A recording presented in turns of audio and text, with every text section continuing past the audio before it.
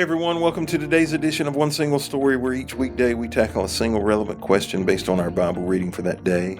This week our reading is centered around the book of Colossians.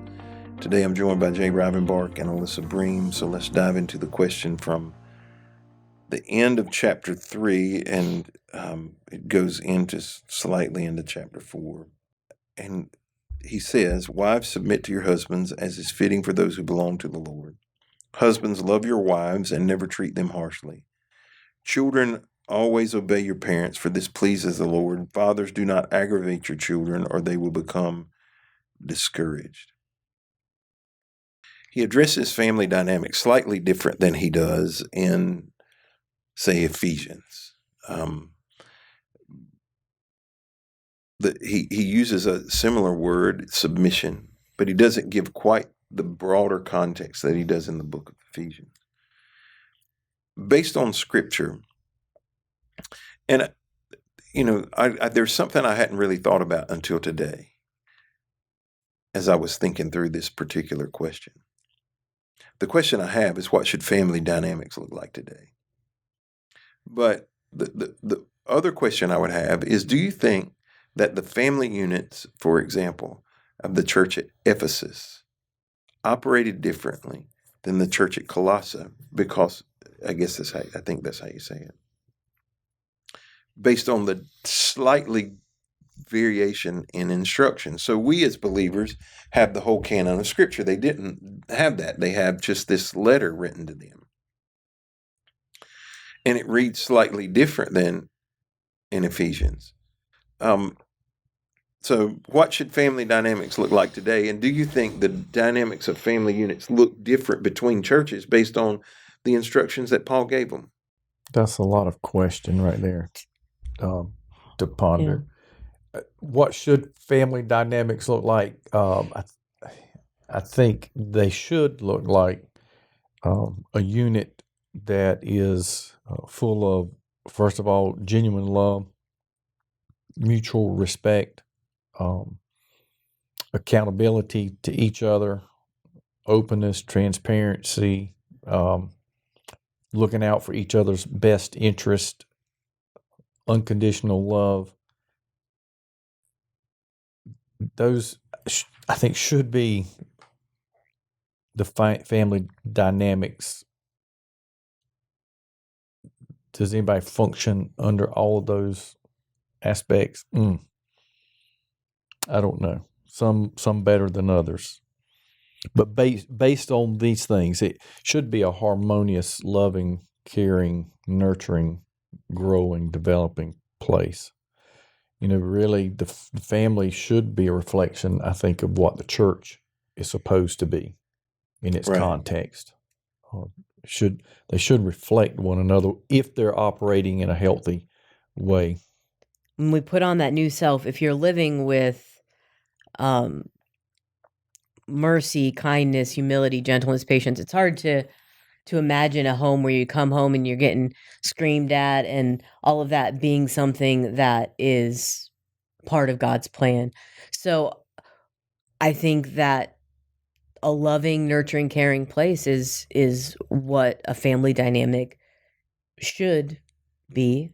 I think that that's hard when stresses of life come in, but I think it's hard to draw too much out of this. I went back and looked at Ephesians. I feel like this is just like a little bit simplified version. It's not that he changes anything he really says. And I mean, it's a little more expanded. So he begins in Ephesians by talking about mutual submission. Right. You submit yourself to one another. He doesn't do that here. And I would like to hear from you, because this word gets thrown around a lot. What is your view of submission in the home? I think it's husband and wife deferring to one another when maybe that isn't what they would have to do, but they can see that would be something that would be helpful for the other person. For the other person or for the home in general? Either. I think it could be either. I think defer is a good choice. I typically say yield. I have a word picture where at like an intersection, two vehicles are coming together. They both want to go in the same direction, but if one doesn't yield or defer in that moment, the likelihood of a collision and some type of catastrophe takes place. And in a moment of deferring or yielding can allow one to move forward, then the other can come back till they can get parallel and continue to travel in the same direction. Because there's times, and that seems so simplistic, but if it always has to be my way, my thought process, without some deferment or yielding to my spouse, and even when my kids were there, making allowance and room for them to have value and input into the scenario, we may not have had a collision, but the ride certainly wouldn't be very harmonious. And so I think we can get some grasp of what the intent is there. What happens when there can't be a consensus or there's not a yielding? Who becomes where does the buck stop? So rarely do we, in staff or even in elders, do I say, if you want to do this, raise your hand. I can't even think of a time that I did. Usually we're shooting for consensus. Occasionally, there is not a consensus. And in this job, that's left to me. Mm-hmm. Either I got to say it's a go or it's not a go. Mm-hmm. We're doing it or we're not doing it. Is there a buck stops here? Does the scripture indicate that or no? I realize what you're trying to ask without saying it. Huh? Yeah. I'm asking. Yeah. Right. And here's where I would answer. There are certain things that are more under my domain of my natural abilities and talents, and that Tyler will defer to me. And then there's times when I will defer to Tyler because it's under his domain, and not that, and just what the area of the house that he manages instead of, and so I think if you're living in harmony, we don't need to make marriage out to be this ridiculously difficult thing where like it's always a struggle of wills. Like as you grow together, like hopefully you're not having these brawls where like it's like, well, somebody's got to make a decision. No, I don't necessarily mean a brawl. I just think that there are times that ultimately somebody has to be the one that makes the choice. Either by default or somebody's got to lead. That's how I would put it. Somebody's got to lead. Yeah, and that the risk of offense. I would say scripturally, to me, it's very clearly defined that ultimately that would fall back ultimately to the husband. I think Alyssa's right that in an ideal world that you're working mutually and together, but at some point in time, just like what you said with the church, you got a lot of staff people around you, got other leaders who have different opinions, and sometimes it is consensus. That's what you would love to have. But there are times when you have to make a decision in order to move forward. And it may not have been the best or right decision, but you made the decision because that was the position and the authority that was placed in you. And I think scripturally he lays it out, not only here, but in other places. And that's not control and dominance. It's responsibility, which is a heavy thing, because you ultimately get to make the decisions, but all that goes back on you as well. And so that's a heavy load to carry sometimes. The thing I prefer about the Ephesians passage is the obligation on the husband. And that godly order, because the tension point is the husband the head of the home, and what does that mean? And Ephesians kind of lays that out in that the husband's the head of the home as Christ is the head of the church. What I believe is everyone who's going to take that responsibility also takes the heavier burden. Sure. The bar is much higher. Mm-hmm. If if you look at it in that context, he doesn't write it here as clearly. That's the thing I like better about Ephesians, where he says, the measure for if that is the order, then the measure for the husband is Jesus. Period. And it's a sacrificial thing, and the decision has to be made in a sacrificial way that is in the best interest of everybody. I think in the general, I was sitting here trying to process, has there been a time that I had to, and I guess if I thought long enough, I could come up with one, where I had to say, okay, I don't like your choice. This is my choice, and this is what we're going to do. I can never imagine saying I'm the head of the house. This is going to be the way. I can never imagine saying that. In general, what I find is that the home works very much like Alyssa described, in that the only type of counseling I do a lot of is premarital counseling. And one of the questions that I ask is, do you see predefined gender roles? What are some predefined gender roles that you have or you think about? You cut your grass. I think you do, right? Mm-hmm. I don't. Like, I get no joy out of it. But that is a common predefined gender role. Mm-hmm. I think you figure out each other's strengths and weaknesses. I do think ultimately, and this is just the way this is my organizational brain, the way it works. I think ultimately the buck has to stop somewhere. Mm-hmm. Isn't that Jesus? Yeah, I do. But so do both of you pass it to Jesus? And then what does Jesus say if he doesn't give an answer? You just said that you can't even think of an instance where you had to I couldn't necessarily. I'm sure I could come up with one, but I can't think of one. But I think when we start to say the man is the head of the household and any decision he makes has to go, I think we lead the way to we open the door for that to be abused. But that's not what I heard him say. That's not what I'm saying. And I'm saying, though, people take that and use that as an excuse for abuse, and then women feel like they should stay in that situation because, well, the man is the head of the household, he's making these decisions.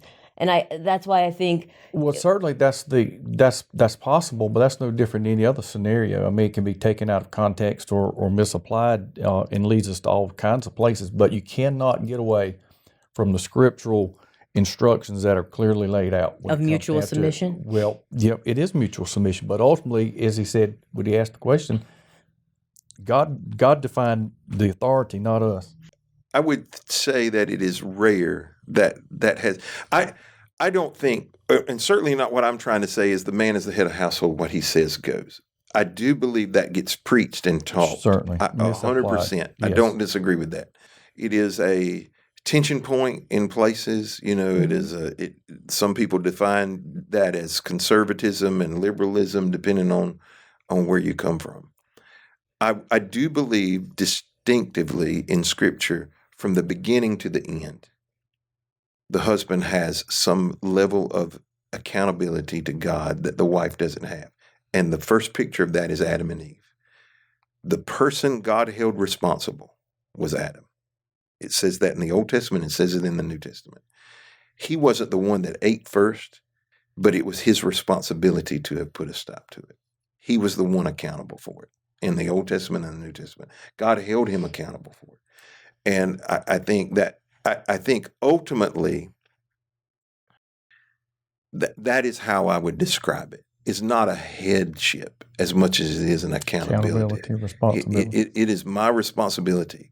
I have more responsibility, more accountability when I stand before God, the direction of my home, than my wife does. I believe I do. I believe when I stand before God, the bar is different for me. That's how I see it. Just for example, I think the bar is different for a lot of people. The teachers are held to a higher standard than listeners are. The Scripture is very clear about that. There are different expectations of people. And I don't think it is a lordship thing. And you and I've had this conversation privately, and it's not I understand how it gets abused. I understand how it gets abused in the church, where men have the only say. It's what the men say that go.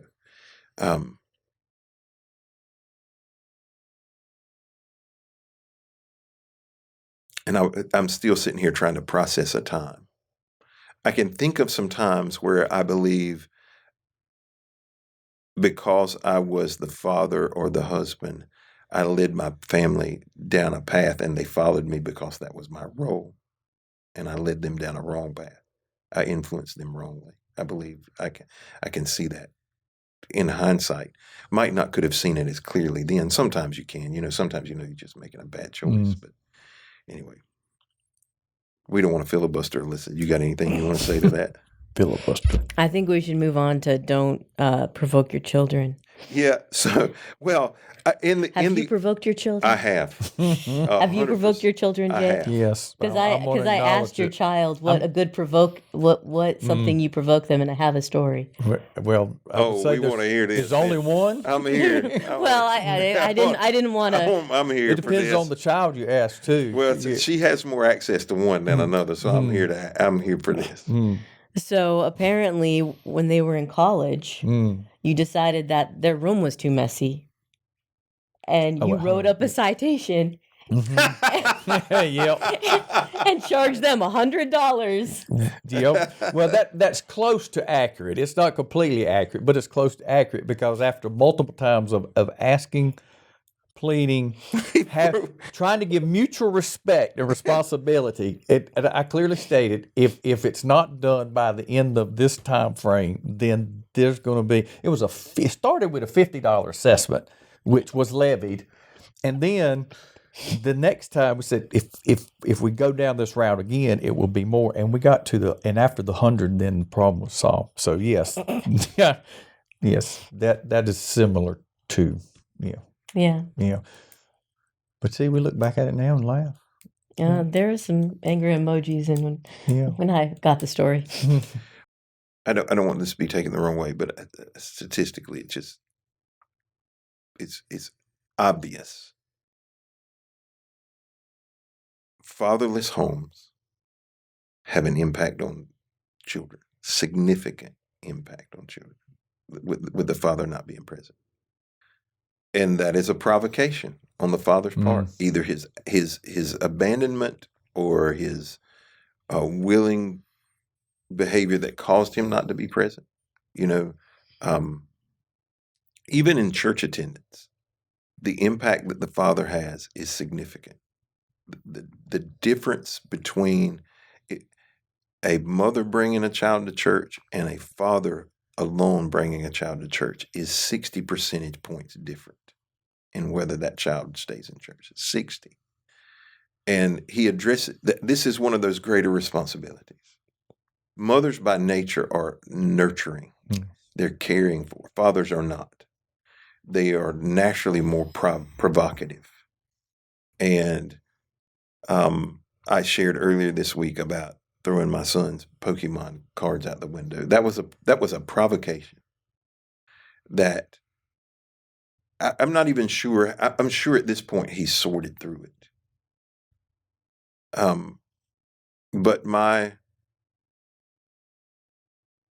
over the years, my provocations have hurt my children. They have. No doubt about that. Much different than their mothers. I'm not saying she hasn't provoked him, but I think the reason why he addresses fathers here is because of the impact. Because of their harshness and their heaviness. Yeah. And in those seasons when it was so apparent, it's like sometimes you in the moment, like you said, you may know going into it, like I should just cool my jets right now, or sometimes it's after the fact.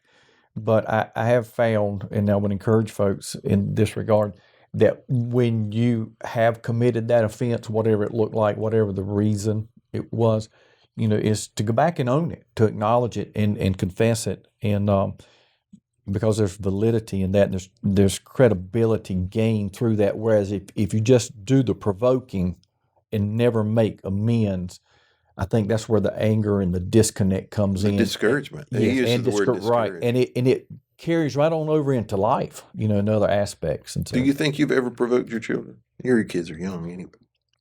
I think most of the time when they're young, it's more like teasing, and like then you realize that, oh, as a kid that would be really mean. Mhm. Like the thing that I thought of when provoking your parents, there are these people on TikTok, and stupid trends will start.